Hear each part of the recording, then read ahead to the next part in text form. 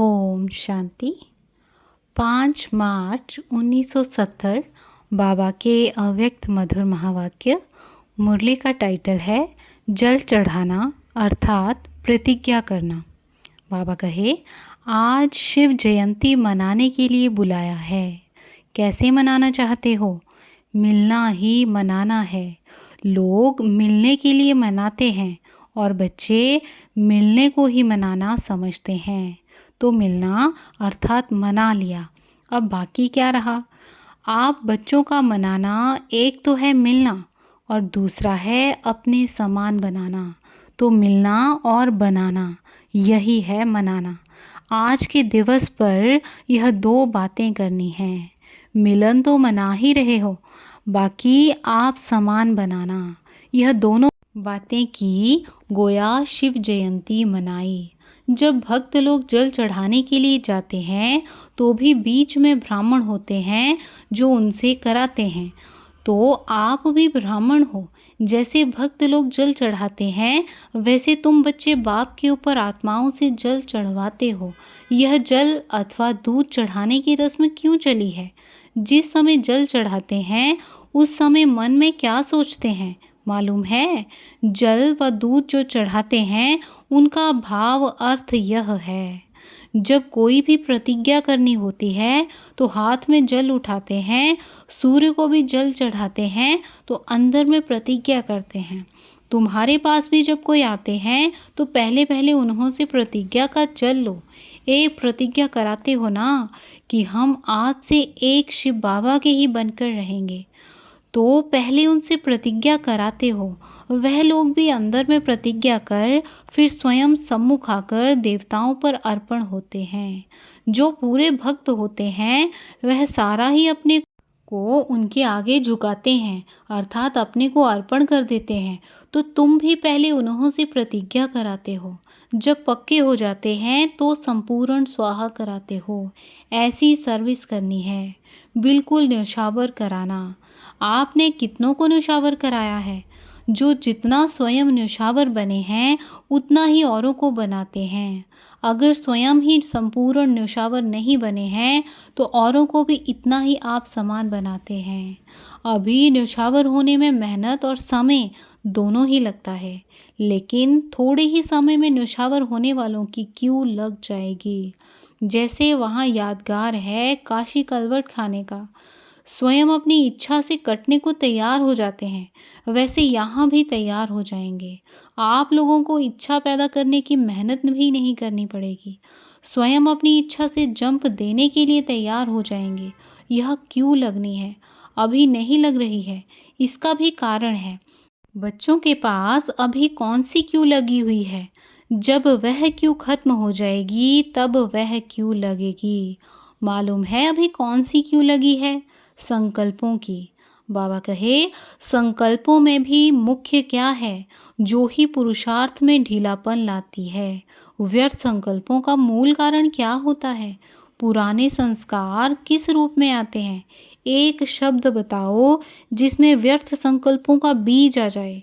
व्यर्थ संकल्प व विकल्प जो चलते हैं तो एक ही शब्द बुद्धि में आता है कि यह क्यों हुआ।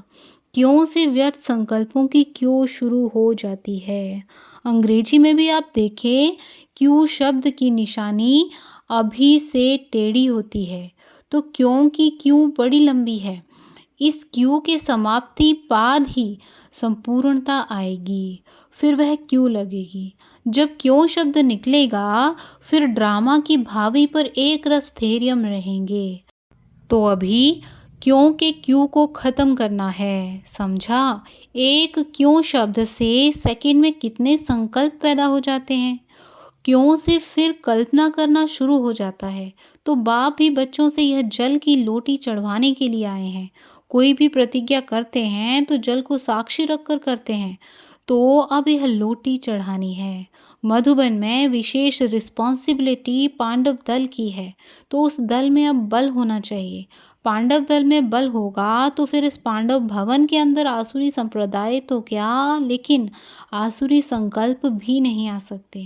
इतना पहरा देना है। वह पहरा देना तो बहुत सहज है। जैसे इस गेट की रखवाली करते हो, वैसे माया का जो गेट है उसकी भी रखवाली करनी है। ऐसे पांडव सेना तैयार है जो आसुरी संस्कारों को, आसुरी संकल्पों को भी इस पांडव भवन के अंदर आने ना दो। अब पहले अपने अंदर यह पहरा मजबूत होगा, तब पांडव भवन में यह मजबूती ला सकते हैं। ऐसा पहरा देते हो। कौन कौन ऐसी हिम्मत रखते हैं कि हम पांडव सेना अपने पांडव भवन की ऐसी रखवाली करेंगे। ऐसी रखवाली अगर पांडव करते रहें तो फिर यह पांडव भवन एक जादू का घर हो जाएगा। जो कैसी भी आत्मा आए, आते ही आसुरी संस्कारों और व्यर्थ संकल्पों से मुक्त हो जाएं। ऐसे निर्विकल्प बनाने का जादू का घर हो जाएगा। ऐसी सर्विस जब करेंगे तब प्रत्यक्षता होगी। एक दो से सुनते ही लोग दौड़ेंगे। जैसे जैसे समय आगे बढ़ेगा, वैसे दुख अशांति भी बढ़ने के कारण हर एक आत्मा सुख चैन की प्यासी होगी, और उसी प्यास में तरसती हुई आत्माएं इस पांडव भवन के अंदर आने से ही एक सेकंड में सुख चैन का अनुभव करेंगी। तब प्रभाव निकलेगा। एक एक चैतन्य मूर्ति के समान दर्शन मूर्त हो जाएंगे। एक एक रत्न का दर्शन करने के लिए दूर दूर से प्यासी आत्माएं आएंगी।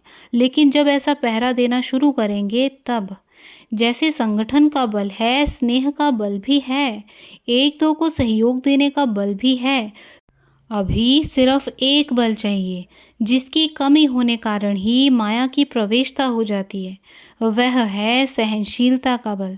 अगर सहनशीलता का बल हो तो माया कभी वार कर नहीं सकती। तो यह चारों बल चाहिए।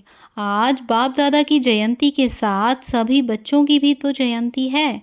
तो इस जयंती पर चारों बल अपने में धारण करेंगे तो फिर यह पांडव भवन सारी दुनिया में देखने और अनुभव करने का विशेष स्थान गिना जाएगा।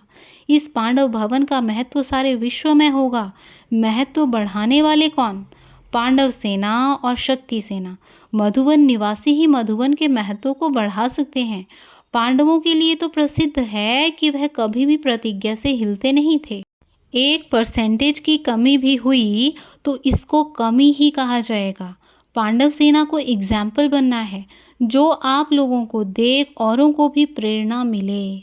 कोई भी मधुबन में आए तो यह विशेषता देखे कि यह सभी इतने अनेक होते हुए भी एक और एक की ही लगन में मगन हैं और एक रस स्थिति में स्थित हैं। जब ऐसा दृश्य देखेंगे तब प्रत्यक्षता की निशानी देखने में आएगी। आप सबकी प्रतिज्ञा ही प्रत्यक्षता को लाएगी। तो आज पहले प्रतिज्ञा का जल चढ़ाना है, फिर सौगात भी मिलेगी। प्रतिज्ञा की 3 लकीरें दिखाते हैं। बेलपत्र भी जो चढ़ाते हैं वह भी 3 पत्तों का होता है। तो आज के दिन 3 प्रतिज्ञा कराई है। सहनशीलता का बल अपने में धारण करेंगे, क्योंकि क्यों को खत्म करेंगे और आसुरी संस्कारों पर पहरा देना है। तो 3 प्रतिज्ञा का यह बेलपत्र चढ़ाना है।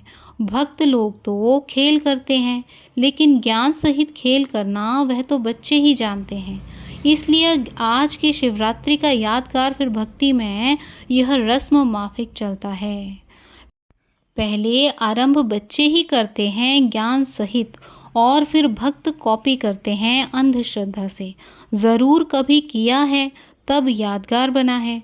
भगवान बच्चों को कहते हैं वंदे मातरम। कितना फ़र्क हो गया, इतना नशा रहता है। जिस बाप की अनेक भक्त वंदना करते हैं वह स्वयं आकर कहते हैं वंदे मातरम। इस खुमारी की निशानी क्या होगी? उनके नयन, उनके मुखड़े, उनकी चलन बोल आदि से खुशी झलकती रहेगी, जिस खुशी को देख कईयों के दुख मिट जाएंगे। ऐसी माताएं जिनको बाप दादा स्वयं वंदना करते हैं, उनकी निशानी है खुशी। चेहरा ही अनेक आत्माओं को हर्षाएगा। अज्ञानी लोग सवेरे उठ कोई शक्ल ऐसी देखते हैं तो कहते हैं सवेरे उनकी शक्ल देखी तब यह प्रभाव पड़ा। तो शक्ल का प्रभाव पड़ता है। तो आप बच्चों का हर्षित चेहरा देख सभी के अंदर हर्ष आ जाएगा। ऐसा होने वाला है। अच्छा, जितना अपने ऊपर चेकिंग करेंगे उतनी चेंज आती जाएगी। संकल्प, कर्म, समय, संस्कार, इन चारों के ऊपर चेकिंग करनी है कदम कदम पर। अच्छा, ओम शांति। ओम शांति।